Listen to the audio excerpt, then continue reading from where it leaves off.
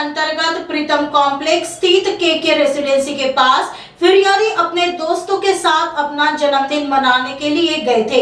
तभी जन्मदिन मनाने के बाद दोनों दोस्तों में मामूली विवाद हुआ और विवाद के कारण दो युवकों ने अपने दोस्त पर जानलेवा हमला कर दिया और फिरियादी को जान से मारने की धमकी भी दी। पुलिस ने घायल को मेयो अस्पताल में इलाज के लिए भेज दिया। दिनांक 26 रोजी रात्री 11:30 वाजेच्या सुमारास केके रेसिडेन्सी जवळ काही 18 वर्षीय युवक वाढदिवस साजरा करत होते।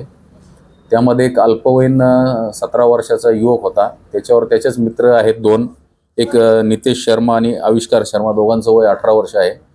त्यांनी त्याला मोबाईल दुरुस्तीसाठी दिला होता। तो मोबाईल चांगल्या प्रकारे दुरुस्त न केल्यामुळे किंवा परत न केल्यामुळे त्यांनी त्याच्यावर हल्ला केला आणि तिथेच फरशी पडलेली होती, त्या फरशीने त्याच्या डोक्यावर घाव केले।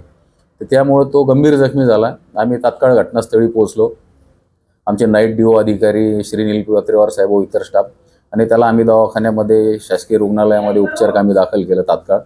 त्याची प्रकृती स्थिर आहे। आणि त्यानंतर आम्ही या घटनेमधील दोन आरोपी आहेत, नितेश शर्मा आणि आविष्कार नाईक, यांना शोध घेतला रात्री आम्ही त्यांना, आणि रात्रभर शोध घेऊन आम्हाला ते एका ठिकाणी मिळून आले।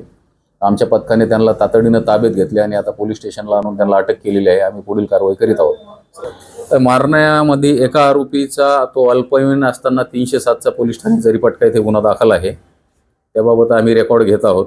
आणि याला फरशीचा एक तुकडा होता बाजूला पडलेला, रागाच्या भरात त्यांनी तो तुकडा उचलून त्याच्या डोक्यामध्ये दोघांनी मारलेला आहे।